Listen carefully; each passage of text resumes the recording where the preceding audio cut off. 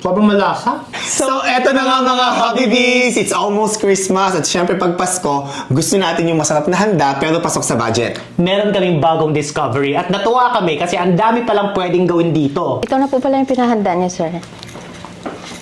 So eto na nga, UFC Cream of Mushroom Soup. Meron palang ganito. Yes, and we realize hindi lang ito basta pang soup. Pwede nyo itong gamitin pang sauce, pang pasta, at pang bake. At ang pinaka natuwa kami, 45 pesos lang per pack. Ang una nating recipe ay tinatawag kong Creamy Holiday Chicken. Ito yung wow na dish pero sobrang daling gawin. Isison lang natin ang chicken ng asin at paminta. Para sa sauce, paghaluin lang ang isang pack ng UFC Cream of Mushroom at 1 cup ng water. And then lagyan ng 3 tablespoon ng melted butter. Yung kalahati ng sauce, i-coat natin sa chicken at mag-iwan ng kalahati. Light coating lang ang gagawin natin para sa ating chicken para hindi masunog agad pag nilagay sa air fryer.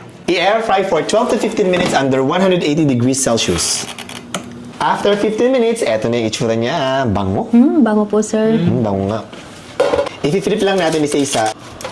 I-coat lang ulit natin ang ating mga chicken ng ating sauce. And i-air fry natin for another 15 minutes. Tapos, iinitin lang natin yung remaining na sauce. At eto, naluto na ang ating creamy holiday chicken. Wow! Bango. And then, ibabrush natin siya ng ating creamy sauce. Yan, i-glaze natin siya. Yan, crispy edges, creamy glaze. Looks very good. Ang next natin na recipe ay creamy mushroom pasta. Ito yung madaling lutuin, especially pag meron kayong biglaang bisita. Cook your pasta like usual. In a pan, melt butter. Add UFC cream of mushroom. And 1 cup ng water. And dagdagan nyo lang ng water as needed. And then season lang to your liking. Ang gusto ko pa dito, meron siyang real mushroom bits. And then ilalagay na natin yung pasta sa sauce. If you notice, hindi na ako nag-strain. Ilalagay ko lang diretso yung pasta into the sauce because gusto kong may halong konting pasta water. Yan, i-toss lang natin yung pasta sa sauce. It looks so creamy. Ayan na, creamy mushroom pasta. And then, pwede natin i-toppings ng parmesan. Or kung wala kayong parmesan, kahit regular cheese lang. Yan po yung niloto niya last time, sir, na ubos agad. Yes, masarap to.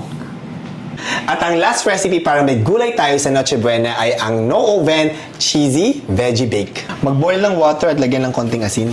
And then i-blanch ang ating broccoli and carrots for about 2 to 3 minutes. Half cook lang dapat ha. I-dissolve ang 1 pack ng UFC cream of mushroom sa hot water. Pakuliin natin in a pan hanggang sa maging creamy siya. Ayan, pag creamy na, ibubuhos na natin ang ating mga vegetables. And haluin lang natin siya.